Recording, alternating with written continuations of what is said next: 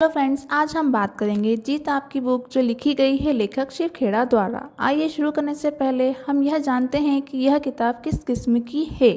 एक नज़रिए से देखा जाए तो यह निर्माण पुस्तिका है। यह कामयाबी के लिए ज़रूरी औजारों के बारे में बताती है और एक खुशहाल और भरपूर ज़िंदगी का नक्शा तैयार करती है। दूसरे नज़रिए से देखें तो यह लजीज खाना बनाने की रेसिपी बताने वाली किताब है। जिस तरह खाना बनाते समय उसमें इस्तेमाल होने वाली हर चीज़ सही मात्रा में मिलाया जाए तो ही खाना बढ़िया बनता है, उसी तरह इस किताब में उन उसूलों की बात की गई है जिनका सही मात्रा में इस्तेमाल आपको कामयाबी की हर ऊंचाई तक पहुंचा सकता है। लेकिन सबसे बढ़कर यह एक गाइड बुक है। यह हर कदम पर कामयाबी का सपना देखने से लेकर उन सपनों को सच करने तक के रास्ते बताती है। अगर आप कोई कार्य शुरू कर रहे हैं और आपके पास कोई योजना नहीं है तो हम आपको इस किताब के माध्यम से एक कार्य योजना बताते हैं। पहला, आप क्या हासिल करना चाहते हैं। दूसरा, किस तरह से उसे हासिल करना चाहते हैं। तीसरा, कब तक हासिल करने की योजना है। इस किताब को सुनते वक्त एक नोटबुक साथ रखें, उसे 3 हिस्सों में बांट लें। आपके लक्ष्य, आप अपने लक्ष्य कितने मुकामों से गुजरकर पाना चाहते हैं और इस कामयाबी के लिए आपका टाइम टेबल। जब आप इस किताब को सुनकर ख़त्म करेंगे, आपकी नोटबुक एक ऐसी मजबूत नींव तैयार कर चुकी होगी जिस पर आप अपनी ज़िंदगी की इमारत खड़ी कर सकते हैं। आज आपके लिए एक मोटिवेशनल बुक मैं रीड करने वाली हूँ जो कि है जीत आपकी बाय शिव खेड़ा। जीतने वाले कोई अलग काम नहीं करते, वे हर काम अलग ढंग से करते हैं। फर्स्ट चैप्टर जो है इसका, नज़रिए का महत्व, सकारात्मक रुख अपनाएं। एक आदमी मेले में गुब्बारे बेचकर गुजर बसर करता था। उसके पास लाल, पीले, हरे और इसके अलावा कई रंगों के गुब्बारे थे। जब उसकी बिक्री कम होने लगती तो वह हीलियम गैस से भरा एक गुब्बारा हवा में उड़ा देता। बच्चे जब उस उड़ते गुब्बारे को देखते तो वैसा ही गुब्बारा पाने के लिए आतुर हो उठते। वे उसके पास गुब्बारे खरीदने के लिए पहुंच जाते और उस आदमी की बिक्री फिर बढ़ने लगती। उस आदमी की बिक्री जब भी घटती वह उसे बढ़ाने के लिए गुब्बारे उड़ाने का यही तरीका अपनाता। एक दिन गुब्बारे वाले को महसूस हुआ कि कोई उसके जैकेट को खींच रहा है। उसने पलटकर देखा तो वहाँ एक बच्चा खड़ा था। बच्चे ने उससे पूछा, अगर आप हवा में किसी काले गुब्बारे को छोड़ें तो क्या वह भी उड़ेगा। बच्चे के इस सवाल ने गुब्बारे वाले के मन को छू लिया। बच्चे की ओर मुड़कर उसने जवाब दिया, बेटे, गुब्बारे अपने रंग की वजह से नहीं बल्कि उसके अंदर भरी चीज़ की वजह से उड़ता है। हमारी ज़िंदगी में भी यही उसूल लागू होता है। अहम चीज़ हमारी अंदरूनी शख्सियत है। हमारी अंदरूनी शख्सियत की वजह से हमारा जो नज़रिया बनता है वही हमें ऊपर उठाता है। हार्वर्ड विश्वविद्यालय के विलियम जेम्स का कहना है, हमारी पीढ़ी की सबसे बड़ी खोज यह है कि इंसान अपना नज़रिया बदलकर अपनी ज़िंदगी को बेहतर बना सकता है। अभी हमने जो स्टोरी पढ़ी उसका सिर्फ यही मतलब था कि हम जिस तरीके से अपने व्यक्तित्व का नज़रिया रखते हैं वैसे ही हमारी लाइफ स्टाइल चेंज होता जाता है। हम अपने सक्सेस की ओर बढ़ते जाते हैं। हमारा नज़रिया हमें कामयाबी दिलाता है। हार्वर्ड विश्वविद्यालय द्वारा कराए गए एक अध्ययन के मुताबिक 85% मौक़ों पर किसी इंसान को नौकरी या तरक्की उसके नज़रिए की वजह से मिलती है, जबकि अक्लमंदी या ख़ास तथ्यों और आंकड़ों की जानकारी की वजह से केवल 15% मौक़ों पर ही मिलती है। ताज्जुब की बात है कि ज़िंदगी में कामयाबी दिलाने में तथ्यों और आंकड़ों की केवल 15% हिस्सेदारी होती है। पर शिक्षा के मद की सारी रकम इन्हीं चीज़ों को पढ़ाने में खर्च की जाती है। जीत आपकी नाम की यह किताब कामयाबी के बाकी 85% के बारे में ही है। अंग्रेजी भाषा में एटीट्यूड, नज़रिया सबसे महत्वपूर्ण लफ्ज़ है। यह ज़िंदगी के हर पहलू पर असर डालता है, यहाँ तक कि आदमी की निजी और व्यावसायिक ज़िंदगी पर भी। क्या कोई आदमी अच्छे नज़रिए के बिना अच्छा अफसर बन सकता है? क्या कोई छात्र अच्छे नज़रिए के बिना अच्छा छात्र बन सकता है? क्या माँ बाप, शिक्षक, सेल्समैन, मालिक या कर्मचारी अच्छे नज़रिए के बगैर अपना किरदार रोल अच्छी तरह निभा सकते हैं? हमारा क्षेत्र चाहे जो हो, कामयाबी की बुनियाद तो नज़रिया ही है। अगर कामयाब होने के लिए नज़रिया ही इतनी अहमियत है तो क्या हमें ज़िंदगी के बारे में अपने नज़रिए की जांच परख नहीं करनी चाहिए? और क्या हमें खुद से यह सवाल नहीं करना चाहिए कि हमारा नज़रिया हमारे मकसद पर कैसे असर डाल सकता है। हीरो से भरा खेत। हफीज़ अफ्रीका का एक किसान था। वह अपनी ज़िंदगी से खुश और संतुष्ट था। हफीज़ खुश इसलिए था कि वह संतुष्ट था। वह संतुष्ट इसलिए था क्योंकि वह खुश था। एक दिन एक अक्लमंद आदमी उसके पास आया। उसने हफीज़ को हीरो के महत्व और उनसे जुड़ी ताकत के बारे में बताया। उसने हफीज़ से कहा, अगर तुम्हारे पास अंगूठे जितना भी बड़ा हीरा हो तो तुम पूरा शहर खरीद सकते हो, और अगर तुम्हारे पास मुट्ठी जितना बड़ा हीरा हो तो तुम अपने लिए शायद पूरा देश ही खरीद लो। वह अक्लमंद आदमी इतना कहकर चला गया। उस रात हफीज़ सो नहीं सका। वह असंतुष्ट हो चुका था, इसलिए उसकी खुशी भी खत्म हो चुकी थी। दूसरे दिन सुबह होते ही हफीज़ ने अपने खेतों को बेचने और परिवार की देखभाल का इंतज़ाम किया और हीरे खोजने के लिए रवाना हो गया। वह हीरो की खोज में पूरे अफ्रीका में भटकता रहा, पर उन्हें पा नहीं सका। उसने उन्हें यूरोप में भी ढूंढा, पर वे उसे वहाँ भी नहीं मिला। स्पेन पहुँचते पहुँचते वह मानसिक, शारीरिक और आर्थिक स्तर पर पूरी तरह टूट चुका था। वह इतना मायूस हो चुका था कि उसने बर्सिलोना नदी में कूदकर खुदकुशी कर ली। इधर जिस आदमी ने हफीज़ के खेत खरीदे थे, वह एक दिन उन खेतों से होकर बहने वाले नाले में अपने ऊँटों को पानी पिला रहा था। तभी सुबह के वक्त उग रहे सूरज की किरणें नाले के दूसरी ओर पड़े एक पत्थर पर पड़ी और वहाँ इंद्रधनुष की तरह जगमगा उठा। यह सोचकर कि वह पत्थर उसकी बैठक में अच्छा दिखेगा, उसने उसे उठाकर अपनी बैठक में सजा दिया। उसी दिन दोपहर में हफीज़ को हीरो के बारे में बताने वाला आदमी खेतों के इस नए मालिक के पास आया। उसने उस जगमगाते हुए पत्थर को देखकर पूछा, क्या हफीज़ लौट आया? नए मालिक ने जवाब दिया, नहीं, लेकिन आपने यह सवाल क्यों पूछा? अक्लमंद आदमी ने जवाब दिया, क्योंकि यह हीरा है, मैं उन्हें देखते ही पहचान जाता हूँ। नए मालिक ने कहा, नहीं, यह तो महज एक पत्थर है, मैंने इसे नाले के पास से उठाया है। आइए मैं आपको दिखाता हूँ, वहाँ पर ऐसे बहुत सारे पत्थर पड़े हुए हैं। उन्होंने वहाँ से नमूने के तौर पर बहुत सारे पत्थर उठाए और उन्हें जांचने परखने के लिए भेज दिया। वे हीरे ही साबित हुए। उन्होंने पाया कि उस खेत में दूर दूर तक हीरे दबे हुए थे। इस कहानी से हमें क्या सीख मिलती है? इससे हमें 6 सीख मिलती है। पहली, जब हमारा नज़रिया सही होता है तो हमें महसूस होता है कि हम हीरो से भरी हुई ज़मीन पर चल रहे हैं। मौके हमेशा हमारे पांव तले दबे हुए हैं। हमें उनकी तलाश में कहीं जाने की ज़रूरत नहीं है, हमें केवल उनको पहचान लेना है। दूसरा, दूसरे के खेत की घास हमेशा हरी लगती है। तीसरा, हम दूसरों के पास मौजूद चीज़ों को देखकर ललचाते रहते हैं, इसी तरह दूसरे हमारे पास मौजूद चीज़ों को देखकर ललचाते हैं। हमसे अपनी जगह की अदला बदली करने का मौका हासिल करके उन्हें खुशी होगी। चौथा, जिन्हें मौके की पहचान नहीं होती उन्हें मौक़ों का खटखटाना शोर लगता है। पांचवा, मौका जब आता है तो लोग उसकी अहमियत नहीं पहचानते, जब मौका जाने लगता है तो उसके पीछे भागते हैं। छठवां, कोई मौका दोबारा नहीं खटखटाता, दूसरा मौका पहले मौके से बेहतर या बदतर हो सकता है, पर वह ठीक पहले वाले मौके जैसा नहीं हो सकता। इसलिए सही वक्त पर सही फैसला लेना बेहद ज़रूरी होता है। गलत वक्त पर लिया गया सही फैसला भी गलत फैसला बन सकता है।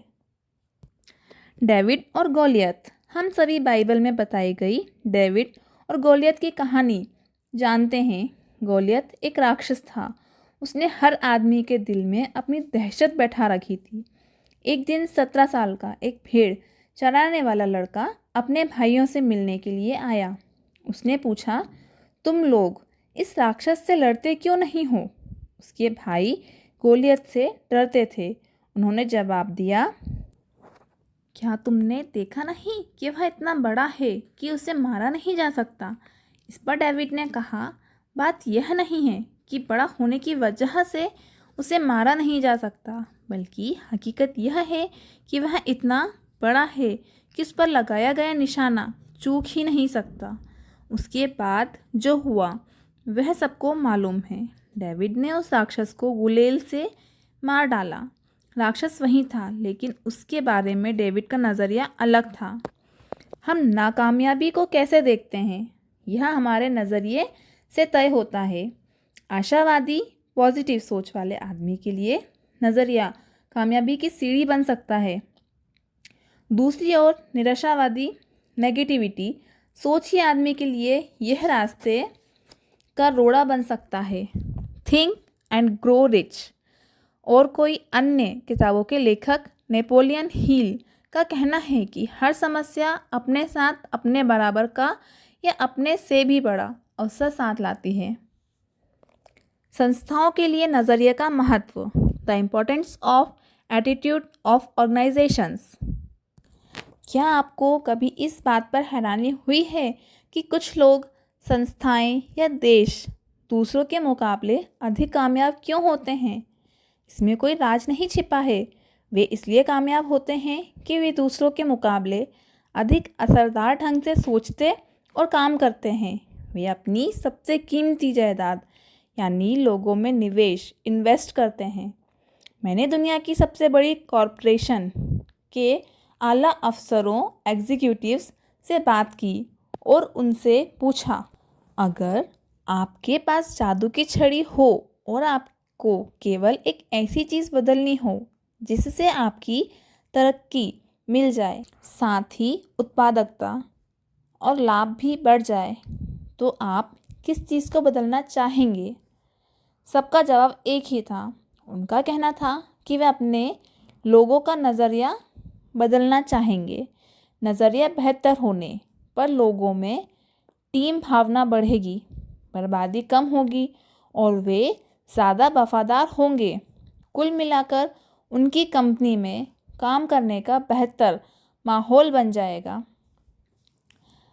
तजुर्बा बताता है कि किसी भी व्यापार की सबसे कीमती पूंजी उससे जुड़े लोग होते हैं। पूंजी या औजारों से लोगों की कीमत अधिक होती है।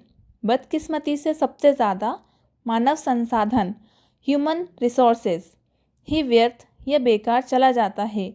लोग आपकी सबसे बड़ी संपत्ति बन सकते हैं या सबसे बड़ा बोझ भी बन सकते हैं।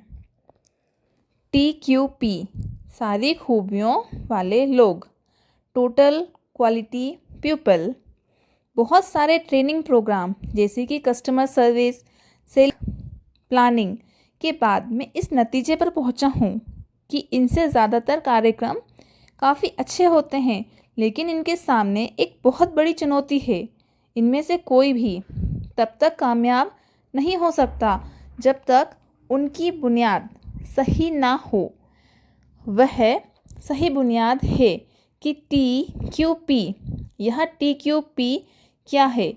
इसका मतलब है टोटल क्वालिटी पीपल, यानी सारी खूबियों से भरे लोग, यानी वे लोग जो अच्छे चरित्र वाले, ईमानदार, नैतिक मूल्यों और सकारात्मक नज़रिए, पॉजिटिव एटीट्यूड वाले लोग होते हैं। मुझे गलत ना समझें, आपको दूसरे सारे प्रोग्रामों की ज़रूरत है, लेकिन वे तभी सफल होंगे जब आपकी नींव सही होगी, और यह नींव है TQP।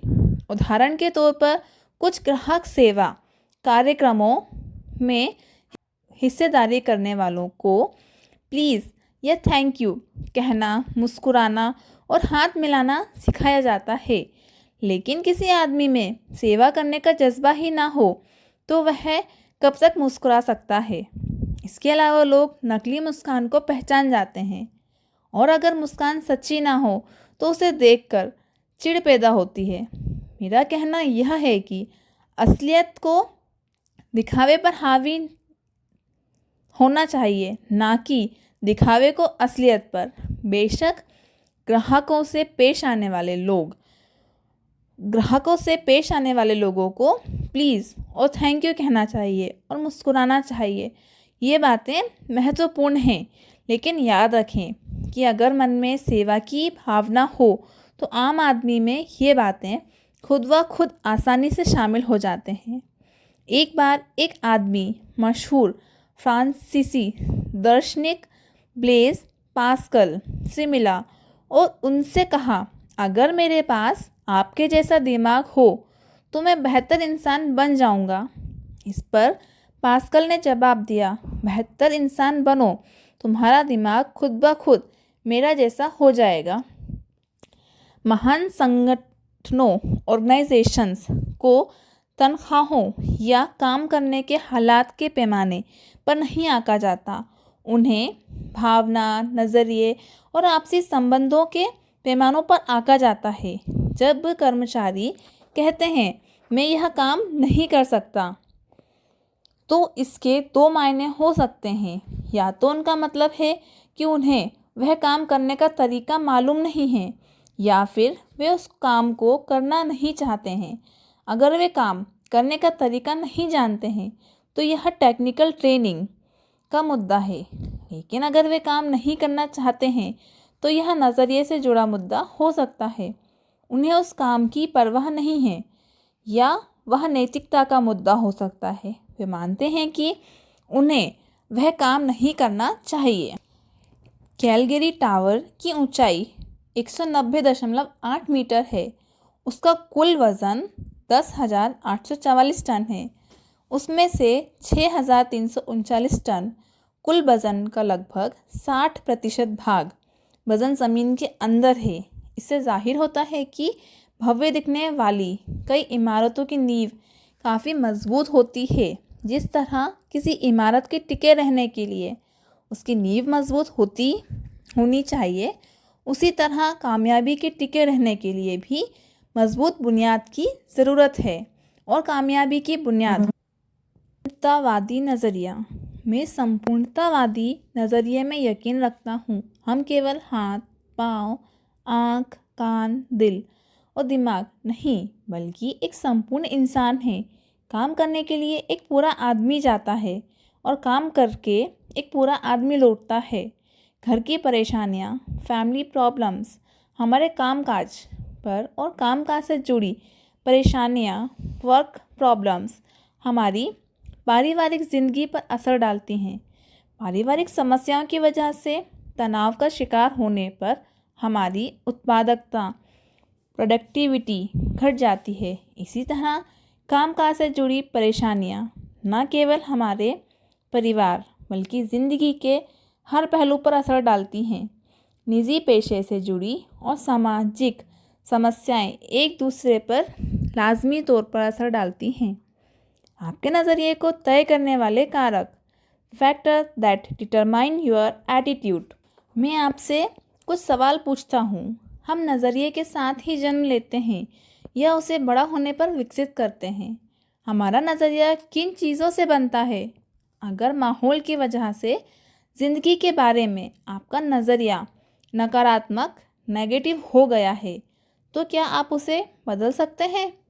दरअसल हमारे नज़रिए का ज़्यादातर हिस्सा हमारी ज़िंदगी के शुरुआती सालों में ही बन जाता है। यह सच है कि हम अपने मिजाज की कुछ खासियतों के साथ पैदा होते हैं, लेकिन बाद में हमारा जो नज़रिया बनता है उसे ख़ास तौर से ये 3 चीज़ें तय करती हैं: माहौल, एनवायरनमेंट, तजुर्बा, एक्सपीरियंस, शिक्षा, एजुकेशन। इन्हें हम नज़रिए के तीर कह सकते हैं। हम इन तीनों पर नज़र डालते हैं। माहौल, एनवायरनमेंट। माहौल में ये चीज़ें शामिल होती हैं: घर, अच्छा या बुरा असर; होम, पॉजिटिव और नेगेटिव इन्फ्लुएंसेस; स्कूल, साथियों का दबाव, स्कूल प्री प्रेशर; काम, मददगार या ज़रूरत से अधिक नुक्ताचीनी करने वाले सुपरवाइज़र; मीडिया, टेलीविज़न, अखबार, पत्रिकाएं, रेडियो, फिल्म; सांस्कृतिक पृष्ठभूमि, कल्चर बैकग्राउंड; धार्मिक पृष्ठभूमि, रिलीजियस बैकग्राउंड, परंपराएं और मान्यताएं, ट्रेडिशन एंड बिलीव्स; सामाजिक माहौल, सोशल एनवायरनमेंट; राजनीतिक माहौल, पॉलिटिकल एनवायरनमेंट। ऊपर बताए गए सारे माहौल मिलकर हमारी तहज़ीब बनाते हैं। घर हो, संस्था हो या देश हो, हर जगह की अपनी एक तहज़ीब होती है।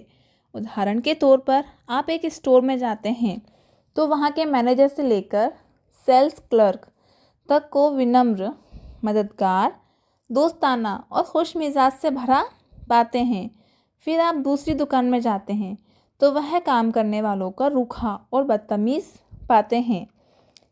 आप एक घर में जाते हैं तो वहाँ माँ बाप और बच्चों को तमीज़ वाला, मिलनसार और दूसरों का ख्याल रखने वाला पाते हैं। जबकि दूसरे घर में जाने पर वह आदमी को कुत्ते बिल्लियों की तरह आपस में लड़ता पाते हैं। जिन देशों में सरकारी और राजनीतिक माहौल में ईमानदारी होती है, वहाँ के लोग भी आमतौर पर ईमानदार, कानून का पालन करने वाले और मददगार होते हैं। इसका उल्टा भी उतना ही सही है। जिस तरह बेईमान और भ्रष्टाचार माहौल में एक ईमानदार आदमी का जीना मुश्किल हो जाता है, उसी तरह ईमानदारी से भरे माहौल में बेईमान व्यक्ति को मुश्किल होती है। अच्छे माहौल से मामूली कर्मचारी की भी काम करने की शक्ति बढ़ जाती है, जबकि बुरे माहौल में अच्छा काम करने वाले की काम करने की शक्ति घट जाती है। तहजीब, कल्चर कभी नीचे से ऊपर की ओर नहीं जाती, बल्कि वह हमेशा ऊपर से नीचे की ओर आती है। हमें पीछे मुड़कर देखना चाहिए कि हमने खुद के लिए और अपने आसपास के लोगों के लिए कैसा माहौल तैयार किया है। बुरे माहौल में लोगों से अच्छे व्यवहार की आशा नहीं की जा सकती। यह कानून का ना होना ही कानून बन जाता हो, वहाँ ईमानदार नागरिक भी चोर, उचक्के और बेईमान हो जाते हैं। कुछ समय निकालकर इस बात पर गौर कीजिए कि हमारा माहौल हम पर कैसे असर डालता है और हम जो माहौल तैयार करते हैं वह दूसरों पर कैसे असर डालता है। तजुर्बा, एक्सपीरियंस, अलग अलग लोगों से मिले तजुर्बे के मुताबिक हमारा व्यवहार भी बदल जाता है।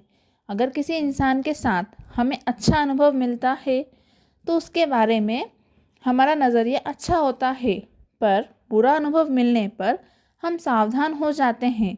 अनुभव और घटनाएं हमारी ज़िंदगी के संदर्भ बिंदु, रेफरेंस पॉइंट बन जाते हैं। हम उनसे नतीजे निकालते हैं जो भविष्य के लिए मार्गदर्शन, गाइडलाइंस की भूमिका निभाते हैं।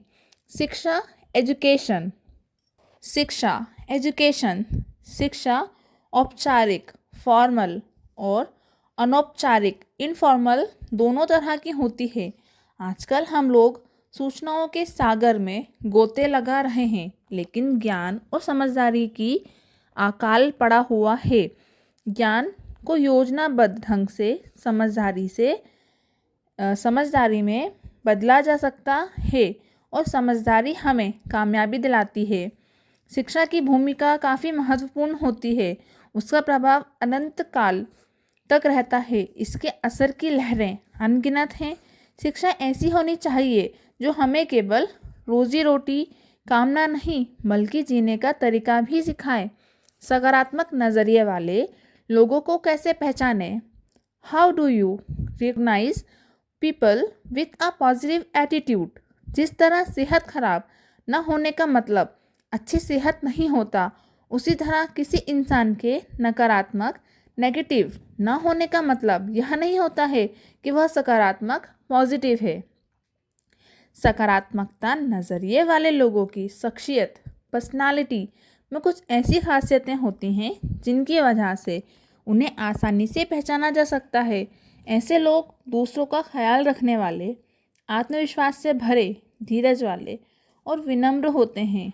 ये लोग खुद से और दूसरों से काफ़ी ऊंची उम्मीदें रखते हैं।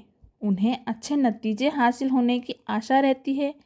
सकारात्मक नज़रिए वाला आदमी हर मौसम में फलने वाले बारहमासी फल जैसा होता है, उसका हमेशा स्वागत किया जाता है। सकारात्मक नज़रिए के फ़ायदे। The benefit of a positive attitude. सकारात्मक नज़रिए के कई फ़ायदे होते हैं। इन्हें आसानी से देखा जा सकता है, लेकिन आसानी से दिखाई देने वाली चीज़ को उतनी ही आसानी से अनदेखी भी कर दिया जाता है। सकारात्मक नज़रिया आपके लिए फ़ायदेमंद। शख्सियत खुशनुमा हो जाती है, जोश पैदा होता है, ज़िंदगी का आनंद बढ़ जाता है, आपके अगल बगल के लोगों को प्रेरणा मिलती है, आप समाज में महत्वपूर्ण योगदान देने वाले सदस्य और राष्ट्र की संपत्ति बन जाते हैं। संस्थाओं के लिए उत्पादकता बढ़ जाती है, टीम भावना बढ़ जाती है, समस्याएं हल हो जाती हैं, गुणवत्ता क्वालिटी बढ़ जाती है, माहौल आपके मुताबिक बनता है, वफादारी बढ़ती है, लाभ ज़्यादा मिलता है, मालिक कर्मचारी और ग्राहक के बीच बेहतर संबंध बनते हैं, तनाव कम होता है। नकारात्मक नज़रिए के नतीजे ज़िंदगी की राह रुकावटों से भरी पड़ी है और अगर हमारा नज़रिया सकारात्मक हो तो अपने लिए सबसे बड़ी रुकावट हम खुद बन जाते हैं। नकारात्मक नज़रिए वाले लोगों के लिए दोस्ती, नौकरी, शादी और संबंधों को कायम रख पाना काफ़ी मुश्किल होता है। नकारात्मक नज़रिए की वजह से संबंधों में कड़वाहट बढ़ती है, लोग नाराज़ रहते हैं, ज़िंदगी बेमकसद हो जाती है, सेहत खराब रहती है, खुद के लिए और दूसरों के लिए तनाव बढ़ता है। नकारात्मक नज़रिए की वजह से घर और कामकाज की जगह का माहौल बिगड़ जाता है, ऐसा आदमी समाज के लिए बोझ बन जाता है। ये लोग अपने नकारात्मक नज़रिए को छुआछूत रोग की तरह अपने आसपास के लोगों और आने वाली पीढ़ियों तक फैला देते हैं। अपने नकारात्मक नज़रिए से वाकिफ़ होने के बावजूद हम उसे बदलते क्यों नहीं हैं? When we become aware of our negative attitude, why don't we change? इंसान का स्वभाव आमतौर पर बदलाव विरोधी होता है। हमें बदलाव तकलीफ देह लगता है।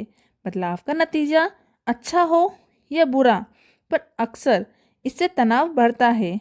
कई बार हम अपनी बुराइयों के साथ जीने में इतना आराम महसूस करते हैं कि बेहतरी के लिए होने वाले बदलाव को भी कबूल नहीं करना चाहते। हम बुरे ही बने रहना चाहते हैं।